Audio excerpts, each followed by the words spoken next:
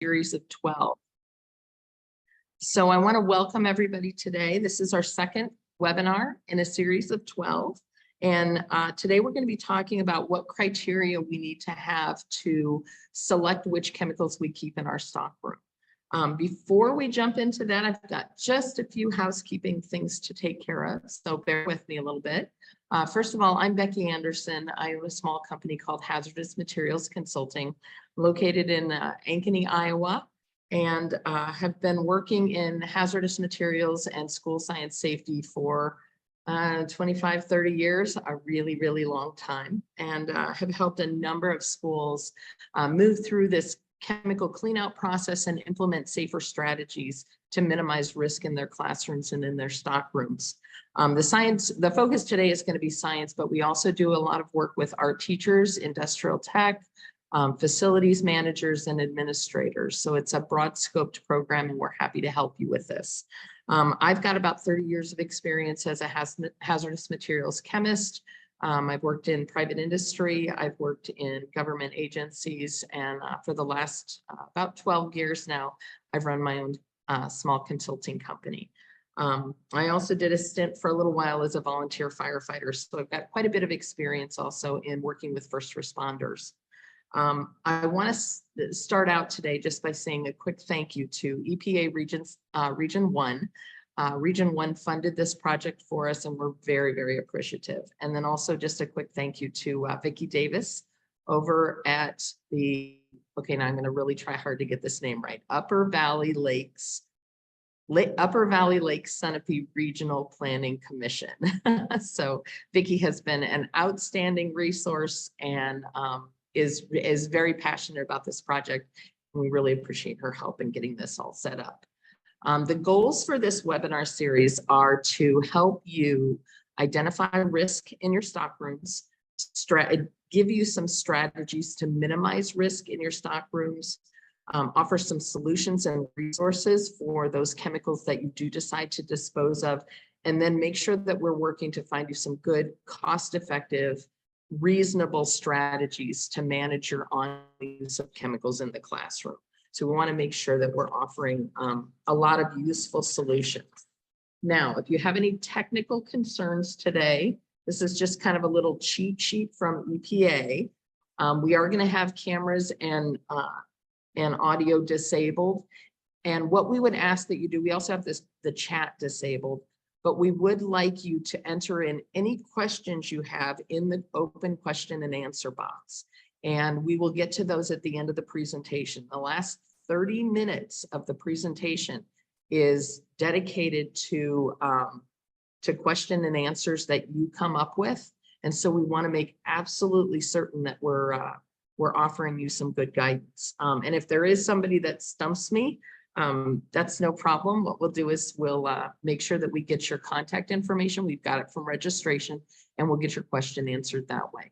Also on the last slide today, you'll see my email address, and you've received Vicki's email address. You're more than welcome to reach out to either one of us for additional information.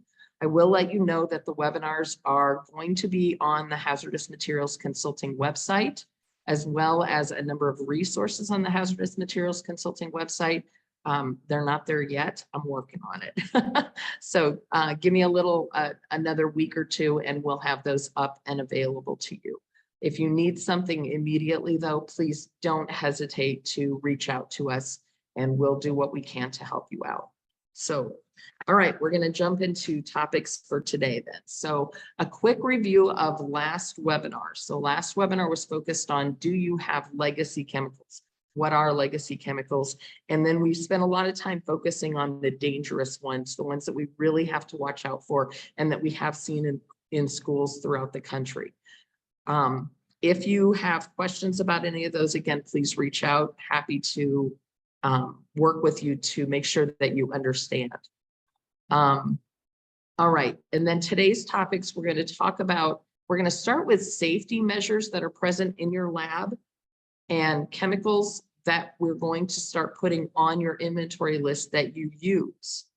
We're going to use 4 criteria to assess which chemicals should be in your stockroom or you may want in your stockroom, and how do you decide whether or not a particular container of something is something you should keep, or is it something that you should get rid of and replace with an alternate? So we'll spend the entire webinar today focused on that. We're also going to give you some 5 takeaway steps, things that you can do at the end of the webinar, and then we'll provide you with resources and support. Okay, so quick overview. Legacy chemicals.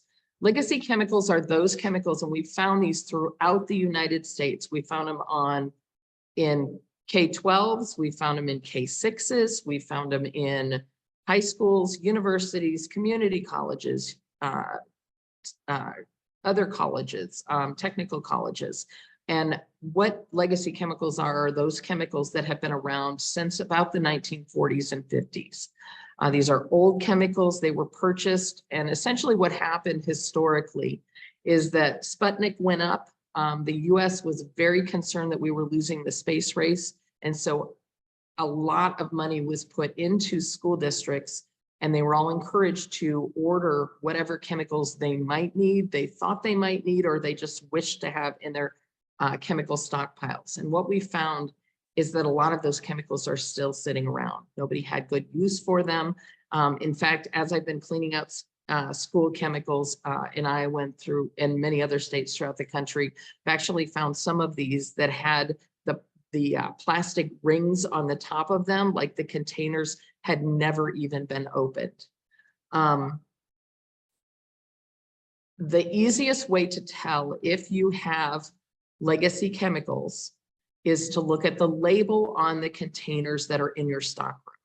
If you see the Mallinckrodt is the primary company that sent out chemicals during that time, those are the primary containers that we see. And if you see the Mallinckrodt label, it's the hexagon label with the Mallinckrodt in script.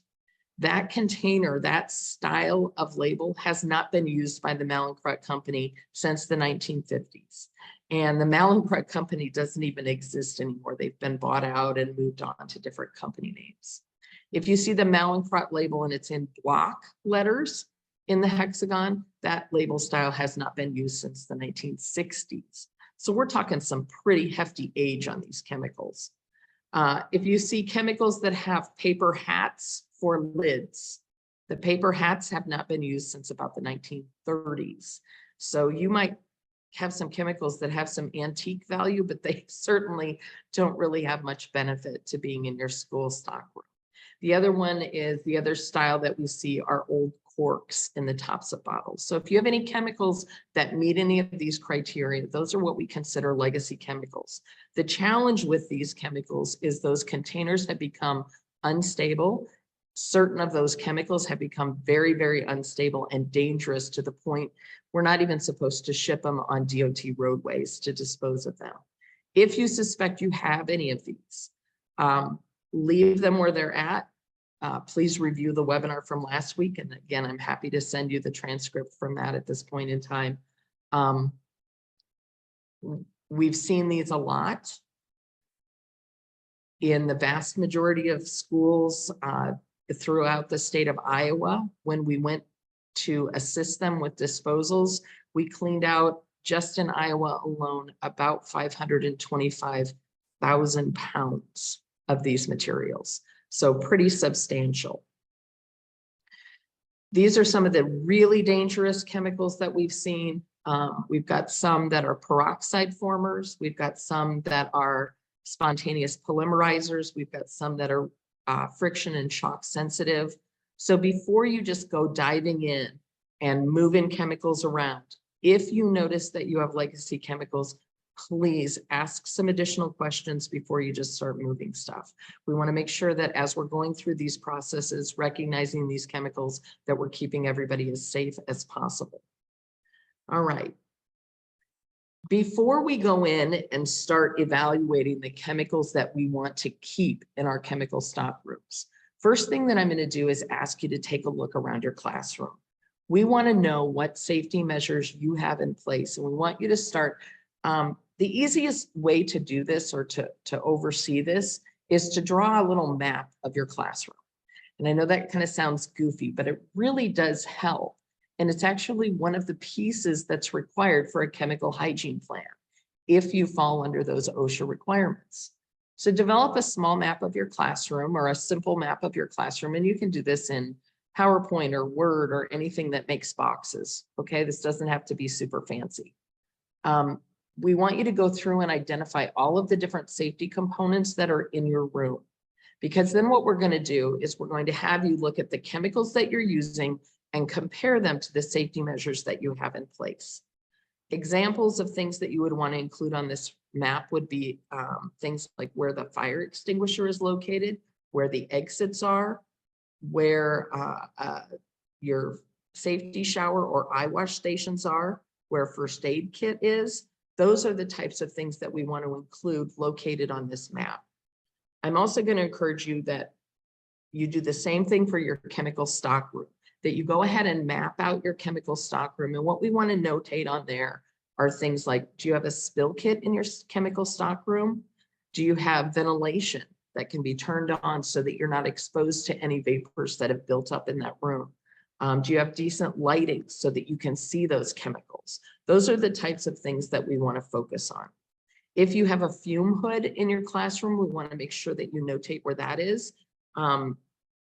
The fume hood also, I'm just going to put a little pitch in here. The fume hood is not for chemical storage, okay? The fume hood is for you to use when you're making diluted solutions, when you have students doing work with chemicals that have the potential to have exposure concerns. That's what the fume hood is present for. It's not meant to be used for chemical storage. So just something for you to keep in mind. All right. So those are the different chemical safety or the different classroom safety measures. And again, once you get that map done, keep in mind that that is part of your chemical hygiene plan. The next thing is the personal protective equipment that you're going to use. If you have legacy chemicals, if nobody's gone through and cleaned out those old chemicals, even if they're from the 80s, we're still talking some pretty good age here, okay? We want to make sure that as you're going through those, that you are safe.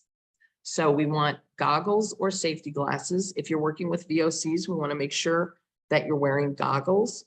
We want to make sure that you know where the spill kit is and you know how to use it. And I would just encourage you to open it up and make sure the spill materials are actually in the kit. We found a number of spill kits that were missing components. So make sure your spill kit is beefed up. We did have just a question come in. Suzanne, I appreciate your question. It says, so some fume hoods have storage underneath them for chemicals. Underneath the chemical fume hoods is perfectly adequate and acceptable if they're designed for storage of chemicals.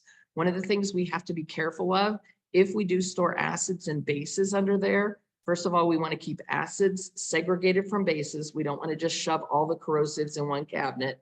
The other problem that we see with putting chemicals, especially those corrosives, under the fume hood is that most of our fume hoods are made of metal. And so as those vapors come off of those corrosives, we see a lot of degradation, rusting in the fume hood.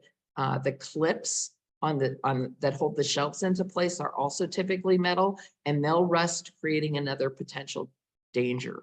So what I'm going to encourage you to do is if you have small quantities of flammables and your fume hood is designated to allow for flammables, that's a good place to store your flammables. Keep your corrosives out of it. Have a separate poly or plastic corrosives cabinet. You do not want to buy a metal corrosives cabinet. I know they sell a lot of them. I am not an advocate. I think the corrosives just eat through them. And I think it ends up being about a $5,000 hunk of rust after about 5 years. So poly corrosives cabinet that's separate from your fume hood. Under your fume hood, it's acceptable to store flammables in small quantities. It's in the fume hood that we don't want to store our chemicals. We also don't want to store our hazardous waste in the fume hood. You want that fume hood to be open and available to you and for you and students to use. All right, so when we go back to, if you go back into your chemical stock room and you're going to start sorting chemicals on those that you want to keep,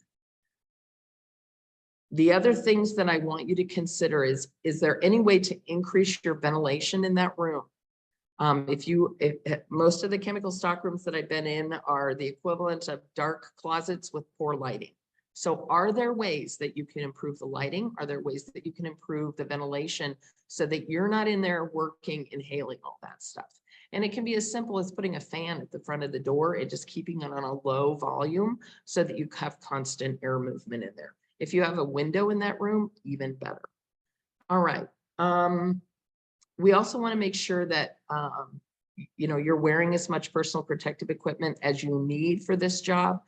Even though you go in and you pick up those containers and you don't have gloves on, what I want you to get used to is as you're working with chemical bottles, stock bottles, I really would like you to have some disposable nitrile gloves on. They're at least going to give you a small level of protection, okay? I see we've got a question from Michelle about spill kits. A lot of schools don't have spill kits in place. I'm going to strongly recommend, and I think there are ways to put together an affordable spill kit instead of ordering a pre-made spill kit. There are certain things that you can do to order those components, and it will save you some money. If you need any help putting those lists together, reach out to Vicki or I, and we're happy to help you with some guidance there. Okay, the other tool that I'm going to encourage you guys to have, if you are in one of those dark stock rooms that you just can't see the bottles, instead of just using a standard flashlight, I'm going to ask that you go over to Amazon and order a very cheap, intrinsically safe flashlight. And what an intrinsically safe flashlight is it's one that doesn't cause a spark. The last thing that we want to do is have you have a flashlight that creates a spark in that chemical stock room. Intrinsically safe flashlights you can get them for $10 on Amazon. And I really think that they're worth it. They're going to eliminate any potential spark source as you're looking through for chemicals. Okay. If you're in New England, you also have a company that is willing to help with some of this. Maine Lab Pack is one of our partners in this, and they have agreed that for schools in New Hampshire, there are certain, if you sign up as a school in New Hampshire, Maine Lab Pack will come in, they will help coach you on what chemicals to keep, and they will inventory the chemicals for disposal and offer a quote on those. There are other hazardous waste companies that will do this as well for those of you that are not in the Northeast. As you're developing these plans, this procedure to dispose of these excess lab chemicals, we'd like you to start with Maine Lab Pack. If they are not in your area, please reach out to us and we'll find you another alternative. Clean Harbors Environmental is the one that we've previously used in the Midwest, and they've been very, very helpful as well. Again, they will come in, they will not move chemicals around that you want to keep. They will not label your shelves. They won't bring you a whole bunch of safety data sheets. They won't do any of that kind of stuff for you, but they will create an inventory for the disposal so that you can then start prioritizing. A lot of times those disposal quotes come in and they're very high. By very high, I mean anywhere from $5,000 to $15,000 for some universities and community colleges. It's substantially higher than that. What we've done over the years is try to identify prioritized disposals so we get the most dangerous, most toxic materials out of the schools first, and then we prioritize after that. And so typically this will come out of a facilities budget. I know that science teachers don't have this kind of a budget, so you're going to have to work with your principal, your administrator, your facilities people. I've got a question from Katie about the list of materials that should be in spill kits. At the end of the session today, I'll go through some recommendations for spill kits and those materials. And Vicki, if you would help me remember to do that, I'd appreciate it. Awesome. Okay, so we want to start with maybe reaching out. If we do figure out that we have legacy chemicals, we might want to start, before we go in, start moving stuff around. We might want to reach out to Maine Lab Pack or a different hazardous waste disposal company and have them involved from the beginning. Disposal of legacy chemicals can be very, very overwhelming. I've been in a number of classrooms that have had thousands and thousands of containers. So in order to make this as easy and safe as possible, there are some criteria that we use.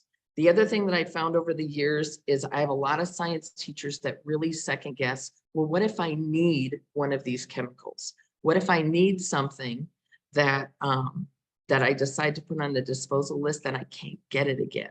That's the discussion that we need to have in place with our administrators and our science teachers, or our science curriculum coordinators. We want to make sure that we have those discussions.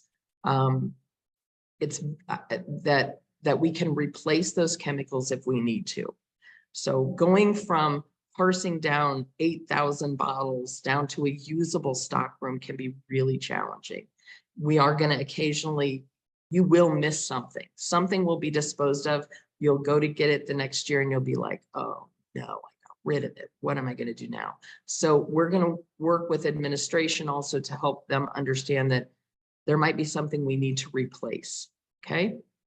Now, one of the things that we have found is the easiest to do to go through all of these bottles is, instead of starting to create a disposal inventory, or we want to get rid of all this stuff. What a better strategy has been over the years is to flip your thinking 180 degrees and say, what am I actually using? At the end of the first webinar, I said, one of the things that will be helpful to you is for you to develop an inventory of the chemicals that you have and that you use in your classroom regularly. All right, once we have that list, what you'll find, and this always just, it's very eye-opening for teachers. You'll find that throughout the year, you may have 75 chemicals that you use. And after you do that exercise and you identify the chemicals that you use regularly, and then you walk into your stockroom and you see 600 bottles of various things, you'll start to realize, holy smokes, we have a bunch of extra stuff that we don't need. So we're going to, I'm going to encourage you to kind of flip that thinking on its head and start with the chemicals that you use. When you have that inventory completed, which, by the way, another little tip, once you complete that inventory of the chemicals that you need, you've got another piece of your chemical hygiene plan done. So if you're under those OSHA criteria, now you got two pieces done. You got the map done and you got your inventory done. Okay. So it's kind of a little bonus.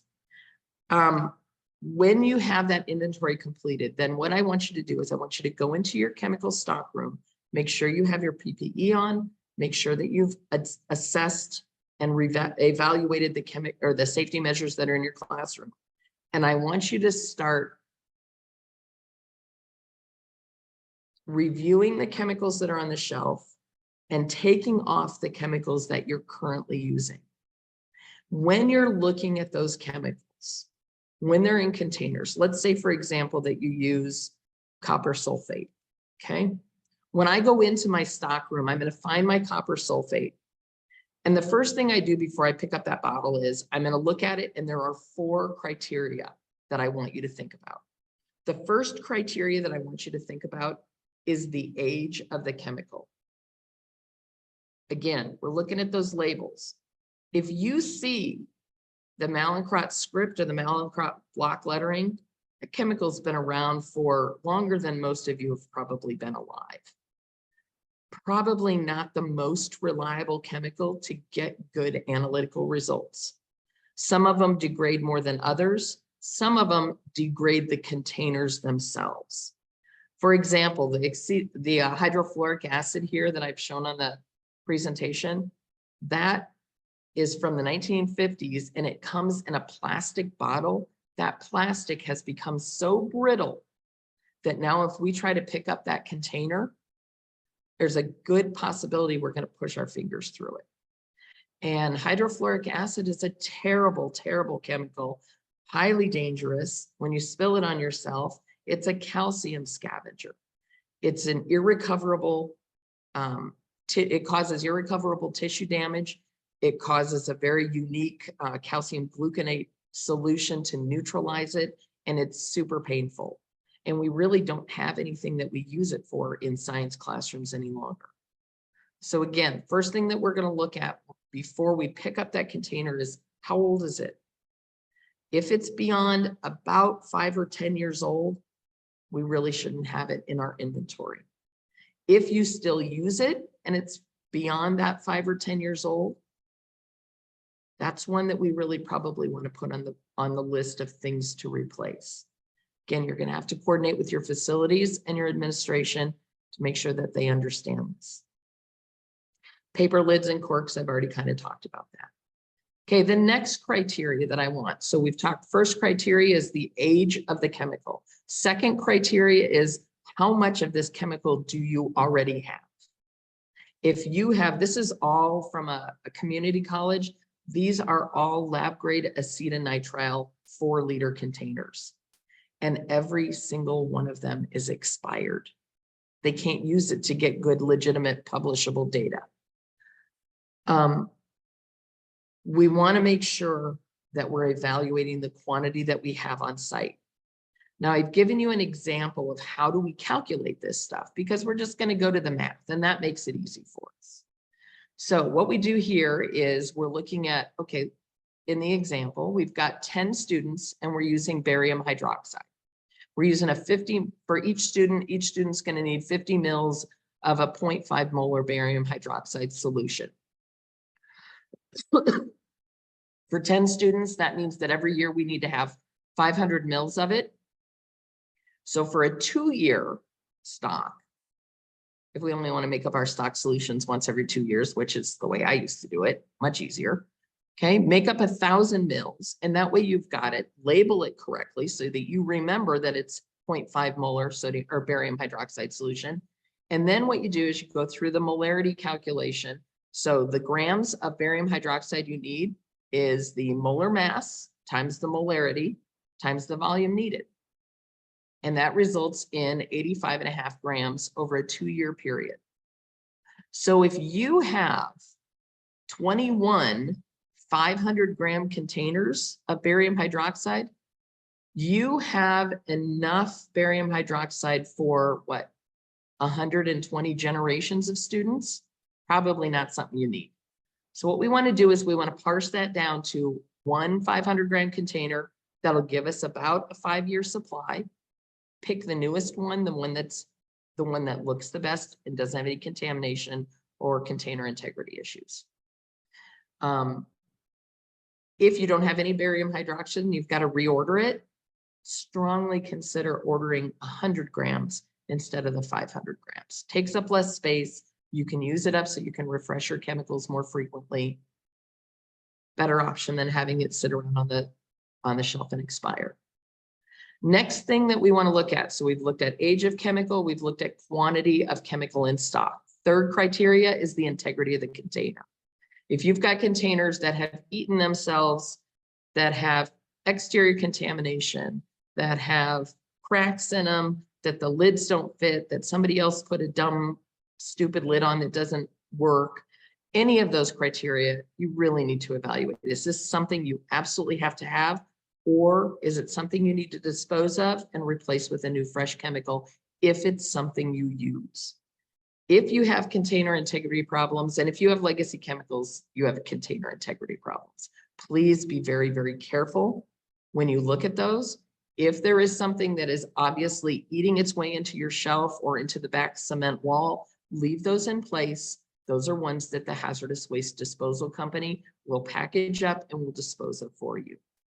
If you can, to give your hazardous waste disposal folks a heads up, if you want to jot down an inventory of those, perfect. It's very helpful for them. It's not a requirement. I know it takes extra time, but if you do want to, give them a heads up, it would be a nice thing to do.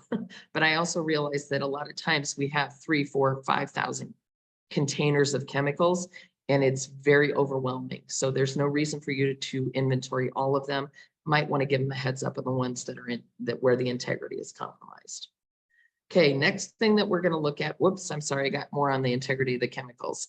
Forgot about this slide. So the other thing is you need to look at the stock solutions that you're using and also dropper bottles. I don't know how many schools that I've been in, and it's been hundreds that I've been in where the dropper bottle tops, the little rubber dropper bottle tops eat themselves with chemicals over time. How do you get rid of those? Just leave the container with the eaten rubber stopper or rubber dropper bottle top, leave them in place, give your hazardous waste disposal company a heads up. You don't want to be moving these around, they leak, okay? You want to be real careful with these. Let's see, and again, if you get into old acid cabinets or corrosive cabinets that have had both acids and bases in them, because I see that a lot, or if you get into flammable cabinets let's start with acid and base cabinets. The acid and base cabinets they present a lot of risk because of the rust that is present and because of the instability of the shelving and the clips. Please make sure that you pay attention to that. Under the volatile organic or the solvent cabinets, your flam cabinet, please make sure that when you open that cabinet, that you open the doors, back away, and allow that room to ventilate. Okay, what we don't want you to do is open the doors, stick your head in and start looking around.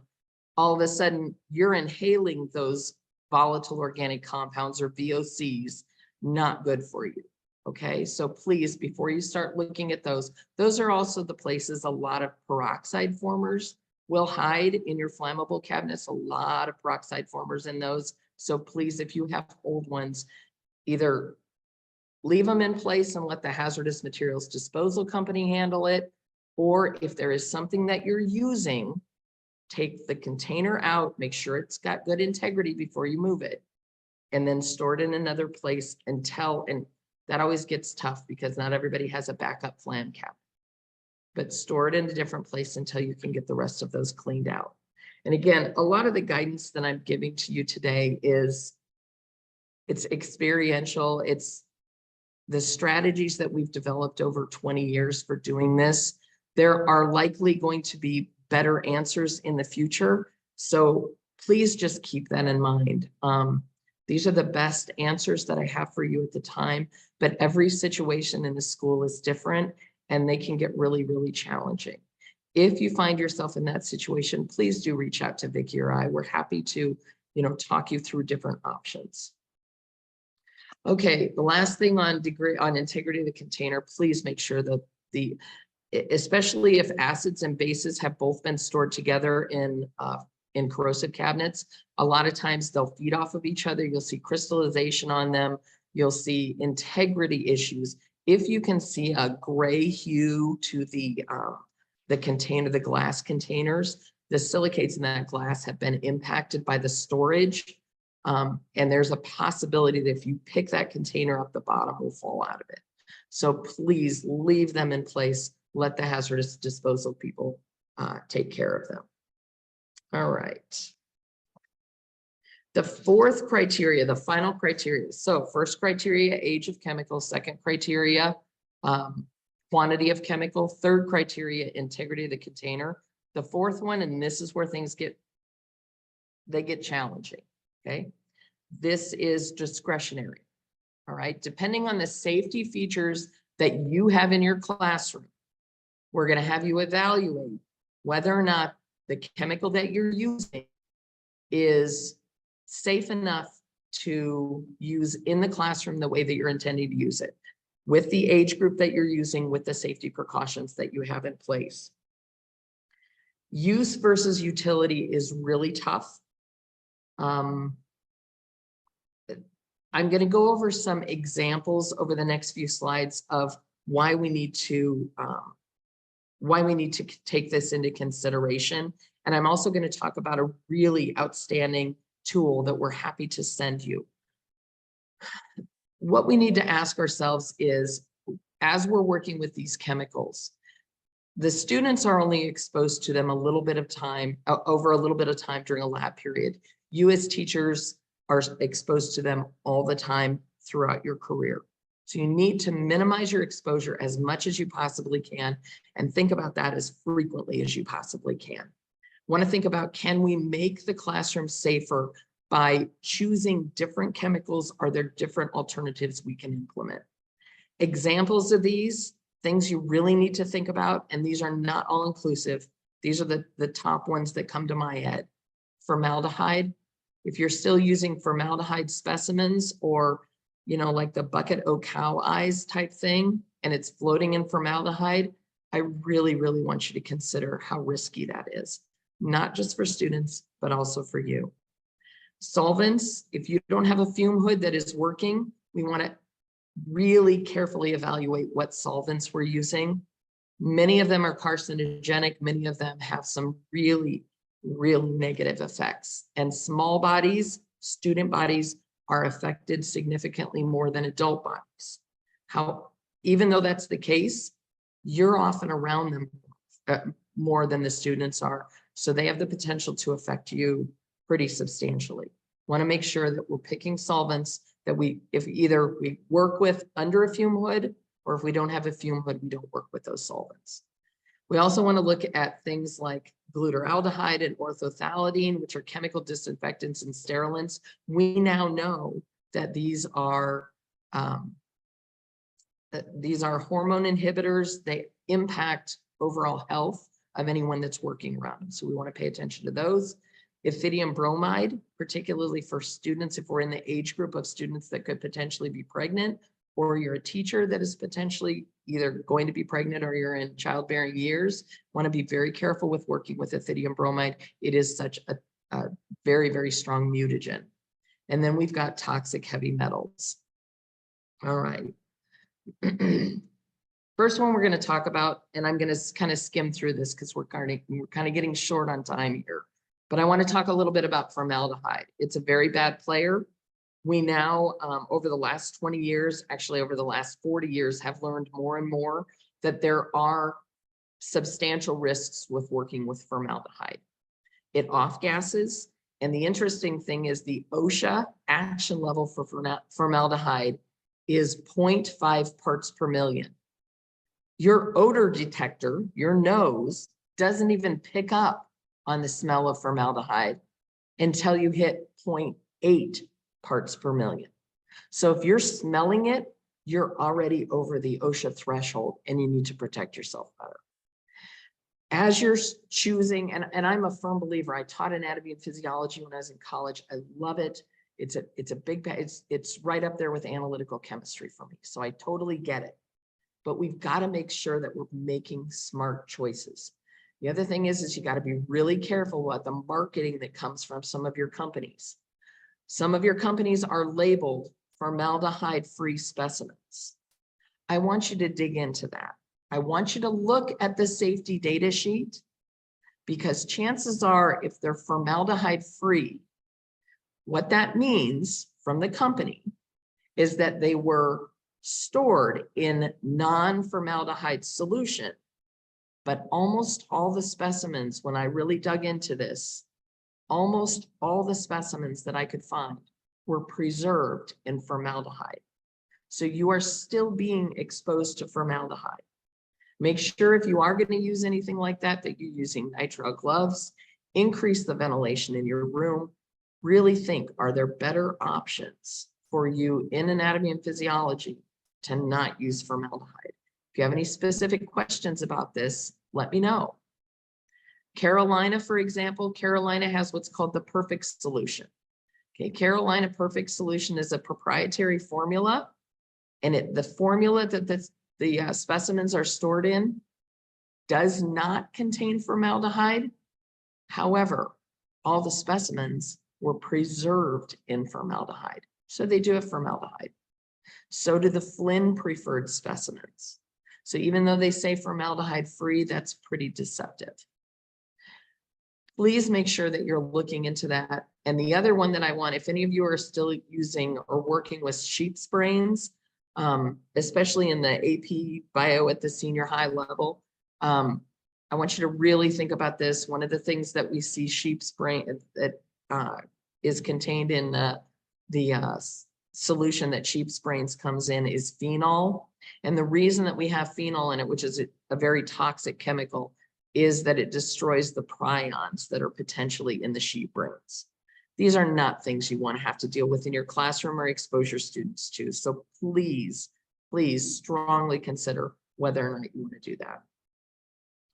Okay, odor let's do the math on the formaldehyde detection. If the odor level is 0.8 parts per million, but our industrial hygienist folks say, or our marketing people say, hey, it's only 0.6% formaldehyde, 0.6% of a million parts, we have a million parts in a million parts per million, is 6,000 parts per million.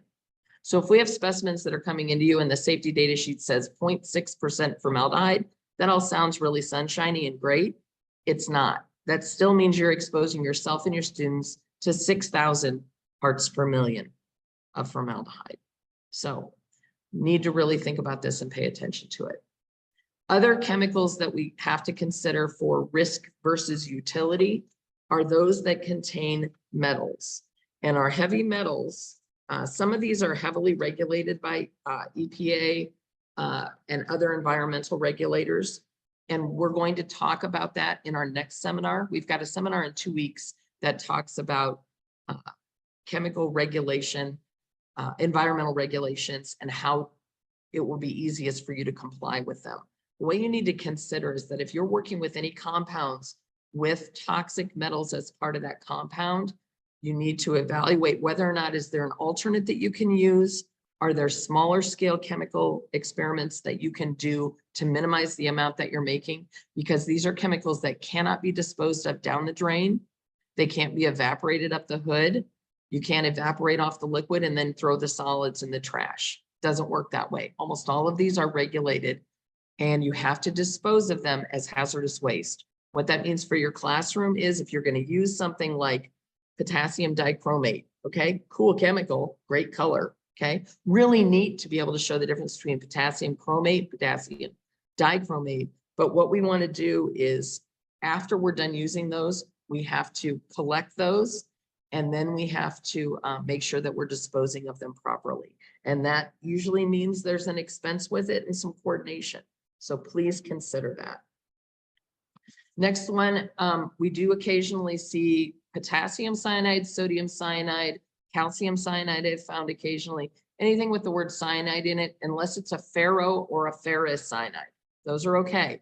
But if it's a straight up cyanide, should not be in your school. Absolutely should not be in your school. Same thing with dry sodium azide. Okay, I'm not talking about the little dilute solution that you use to prevent your agar from molding or anything like that. I'm talking about dry sodium azide.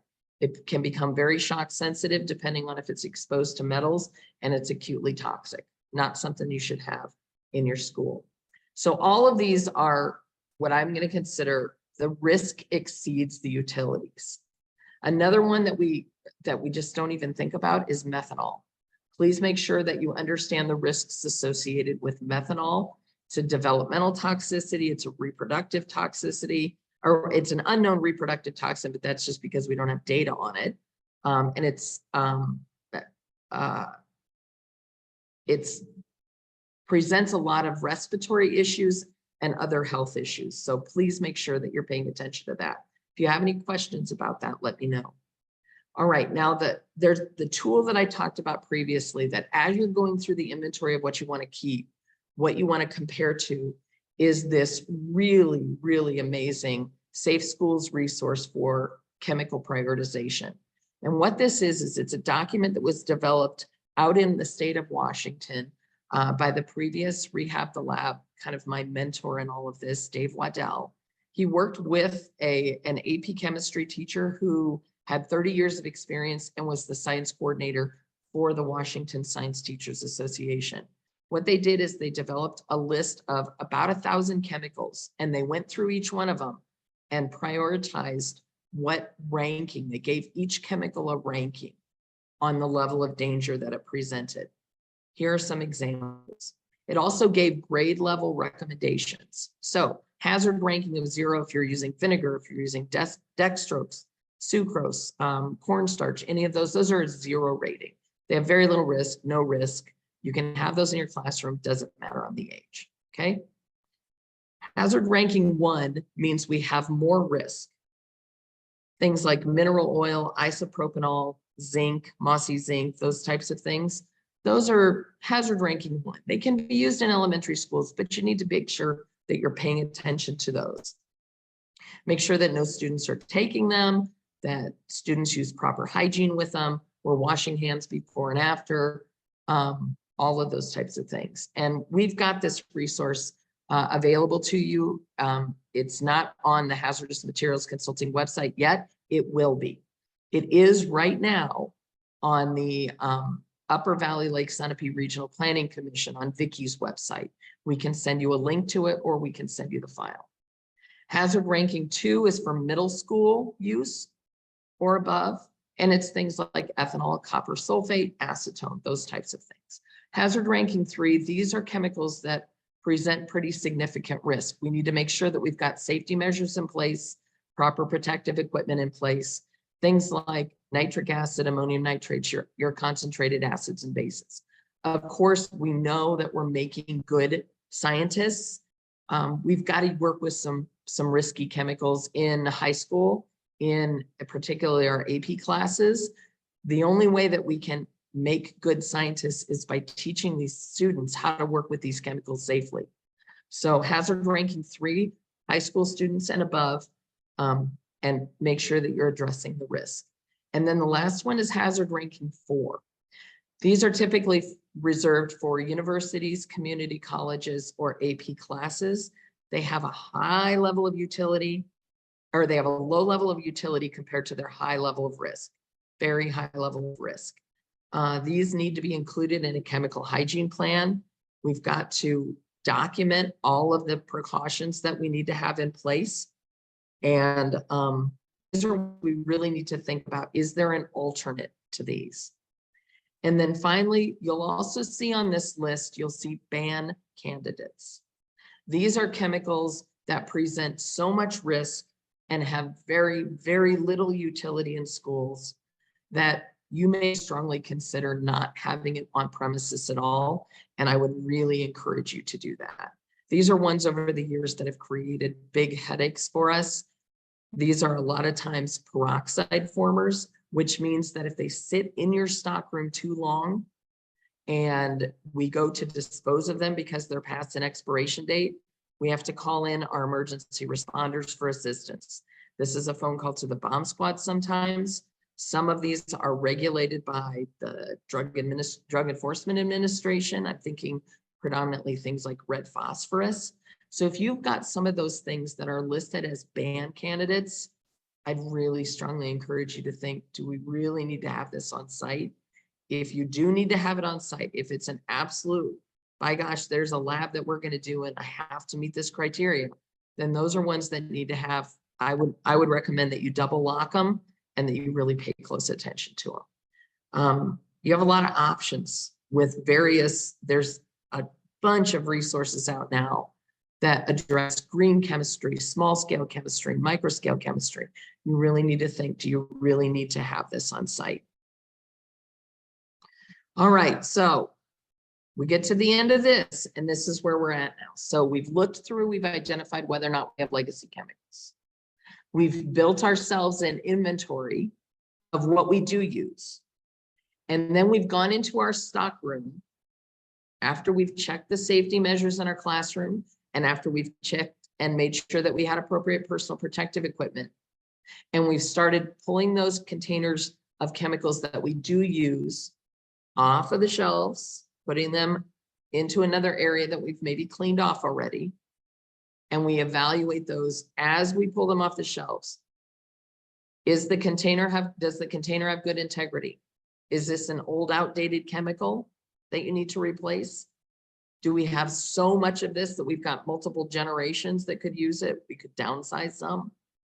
Or does the risk exceed the utility?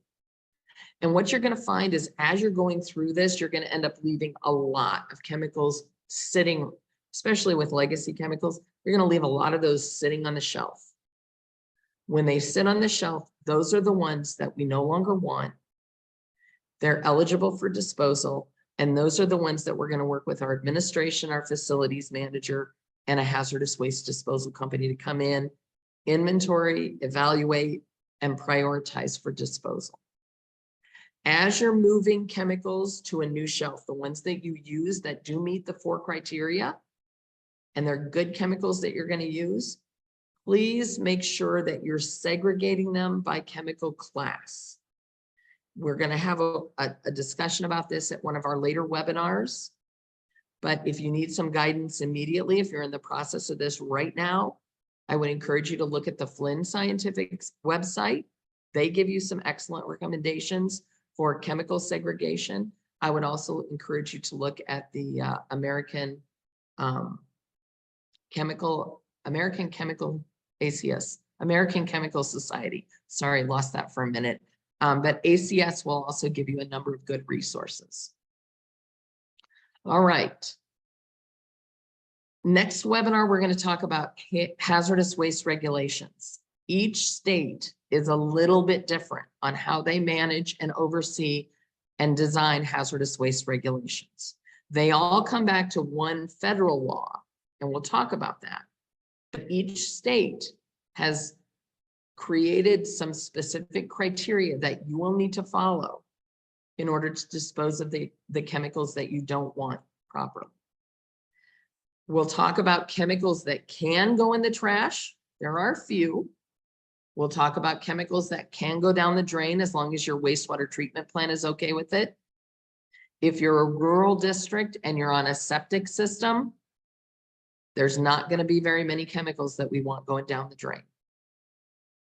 And then finally, we'll talk about what the regulations are. We're going to do a high-level view on what needs to be disposed of as a hazardous waste for your ongoing classrooms. So there are a number of chemicals that, as you use them, you may need to collect the waste from them, and once or twice a year work with a hazardous waste disposal company or a household hazardous waste facility, if they'll accept it from you, to dispose of those chemicals. So we'll talk about some of that next time. Next webinar is going to be focused on regulatory requirements. And because it's all regs, you might want to caffeine up. It's not exactly the most exciting topic. I'll try to keep it light, but it's regs. It's just going to be tough. All right. Steps that you can take today.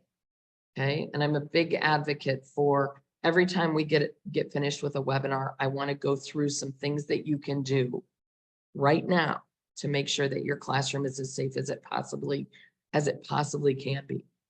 First thing is recognize whether or not you have legacy chemicals, and recognize whether or not any of those legacy chemicals are very, very high risk. Have they become unstable? Have the containers become so dangerous that you can't move them safely? Are they peroxide formers that have exceeded their lifespan? All of those different things. And if you need help with that, we're more than happy to help coach you with that. If you identify any of those, as I said in the last webinar, please leave them in place. Keep in mind that this is not an emergency. If you leave those legacy chemicals in place and you alert your colleagues and your administrators, and then you work with your local emergency responders to get rid of them, or your local hazardous waste company to get rid of them, that is not a cause for 911, evacuate the students, send everybody home. Not a cause for that. These chemicals have been sitting on these shelves for 40 and 50 years. And as long as we don't disrupt them and make them angry, we've got some time to figure out how best and how safest to dispose of them. Okay, so make sure that you don't turn it into an emergency. I've had a few schools that have wanted to do that, and it becomes a more dangerous situation. So please don't do that. Second thing is I want you to assess the safety measures you have in your classroom and the personal protective equipment that you have that you can wear as you're going through and selecting chemicals to keep. Make sure you're also assessing, especially those corrosive cabinets and flam cabinets that are metal. Take a look at the shelf, look at the clips. If they are rusted, remove the chemicals from them and talk with your facilities person or your administration about getting a new one, there is and I'm happy to send you resources about this, but there's a particular brand called Metco. They are either wooden or poly plastic. They're heavy duty, they're designed to hold chemicals, and they are the best ones that we've found. If you need that recommendation, reach out to me on email and I'll talk you through it. And then finally, as you're going through your chemicals, we're minimizing them. One of the things you can also do is if there's a particular experiment that you like, but it's got some nasty chemicals with it, figure out the safety strategy you're going to have in place to protect your student and protect yourselves. One of the biggest ones, and we'll talk about this at a later date, one of the biggest ones that's presenting challenges all across the US is the rainbow flame demonstration. I would encourage you strongly, unless you have a safety shield that you can put between you and your students, that is not an experiment to be doing. There are a number of other experiments that we'll talk about in the upcoming webinars that are just too dangerous, too risky. All right. We want to focus on recognizing hazards, assessing our current situation and assessing hazards, minimizing as much as we possibly can, and preparing for what we're going to do if we do have a chemical incident, a spill, or an accident. So I'm at the end of my time today. I want to thank you all for joining us. I truly appreciate the time that you take out of your schedule to come and join us. A PowerPoint for webinar number 1, no problem. Just to let you all know, all of these webinars will be on the Hazardous Materials Consulting website. I've got the slide up now that's got the website. I'm also going to put resources out there for you. I haven't gotten it done yet, but within the next 2 weeks, those will be available to you. Okay, so bear with me. And I'm happy to send over a PDF in the interim if you'd like. Okay, you've also got my email on there and you've got my phone number. So multiple ways to reach me if you have other questions. For now, the next 30 minutes we have available to you for questions. So does anybody else have any other questions? Becky, you had a question about spill kits? Oh, spill kits. Yes. Thank you, Vicki, for the reminder. Okay, components and spill kits. You can actually buy, and I've done this for a number of schools, and I think it works really well. If you buy a 5-gallon bucket at a box store like a Menards or a Walmart, cost you under $10 to have a lid on it as well. You want to put a label on the outside of it that says spill kit, make it really big. And then on the interior, what you're going to want to put is you're going to want to put some heavy, not just disposable nitrile gloves, but some heavy chemical resistant gloves, a pair of goggles, some spill pads, and possibly some universal absorbent. If you would like some specific links to those, I'm happy to send those out to you. It is nice if you have extra room to put in, generally we put in a heavy duty plastic bag so that as we're cleaning up materials, we can put those spill pads into that plastic bag or poly bag. And then what happens is your 5-gallon bucket becomes your spill kit or becomes your waste disposal bucket. So spill pads, heavy duty gloves, goggles. All those are just the things that come off the top of my head at this point in time. Some universal absorbent. I think that's pretty much, those are the key criteria that you need to have. Also, I usually encourage my industry folks to keep a small container of baking soda in there. Baking soda is a wonderful neutralizing agent for both low concentration acids and bases. So that would be another thing to put in there. Okay. Becky, there's Dave's bare bones spill response kit that's on the school resources list. I sent out, okay. I put in the chat what the link is to our website for that. So if you just scroll down on that link that I sent you, you'll find that bare bones spill response kit. Perfect. Perfect. Do we have anybody else that has any specific questions? The brand of the chemical storage containers was Psychomat, SCI space CO space MAT. And if you throw that into the Google, they'll come up for you.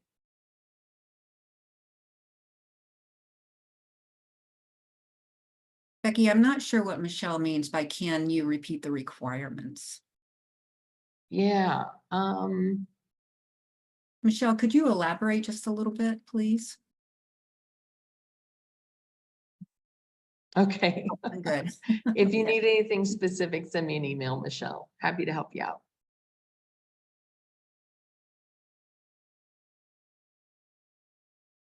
Okay. I hope you can join us again. We'll be meeting in 2 weeks for a webinar on the chemical regulations, environmental regulations. And I'm hoping that all of you can join us again. Here's Okay. Michelle's question. Yep. What are the requirements for a chem closet? Oh, that is a very hard question. There's actually quite a bit to that. Unfortunately, there are no specific requirements. There are best practices, things to focus on as you're renovating. So if you're renovating, excuse me, if you're renovating your chemical storage room, there's a number of criteria that you want to think about. The number one thing I would encourage you to discuss and focus on is ventilation. We want to make sure that we're getting good air exchanges in that room. Second thing would probably be excellent lighting. You want to be able to see what you're doing. Third thing, if it's possible for you to put a fume hood in your stock room so that you as the teacher can make up solutions, can use the fume hood to weigh out powders of different things to minimize your own exposure, that would be a really amazing benefit. I don't see a lot of school districts with particularly K-12s. I usually only see fume hoods in college and university stock rooms. It would be really amazing if we could get those in K-12s. But ventilation, lighting, strong shelf integrity. You don't want to use metal shelves in there. And we don't want to use shelves with metal clips. We want to make sure that if we do have metal shelves with, okay, right now you have metal shelves with particle boards. So what we want to do is we want to minimize the metal as much as we possibly can because the chemicals just kind of eat through it. So if we can switch instead of, even if they're metal shelves and you've got particle board for the shelving, the clips on them, if you can change those out for something that like wooden pegs or some plastic alternative, excuse me, that's going to be safer for you than the metal clips. It's the metal clips that really get me because I've just seen them become so unstable over the years. Let's see. Perfect. Yes. Michelle says she's pushing for wooden shelves bolted to the wall or to the floor. Excellent, excellent, excellent. Yes, that's exactly what you want. And you want to make sure that they're not too deep.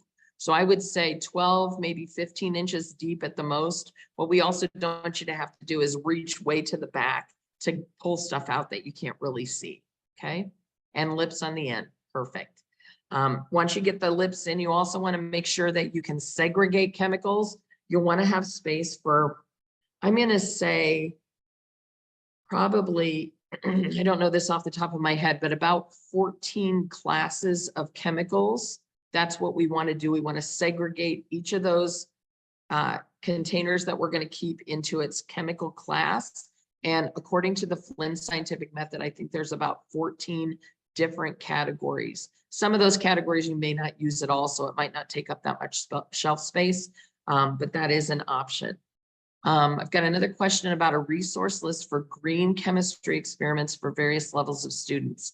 I believe Dave Waddell and the Rehab the Lab people put together a list of green chemistry experiments. I'm going to have to dig in a little bit and see if I can find that. Give me about 2 weeks. And if I can find it again, we'll put it on the website. I know at one point in time, the American Chemical Society And also there's a science teacher.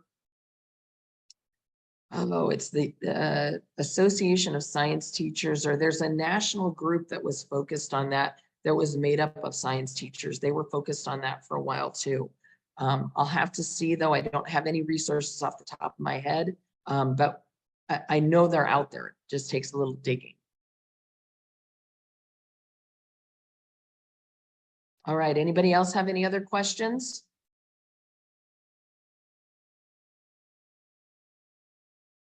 All right. Thank you so much. I really appreciate your time today. Again, please don't hesitate to send Vicki or I emails if you've got specific questions. We're here to help you, and this is a very important project for us. We want to make sure that you and your students are as safe as possible. Thanks, Okay. everyone. Bye-bye. Thanks, Becky. Thank you. Thanks, Vicki. All right.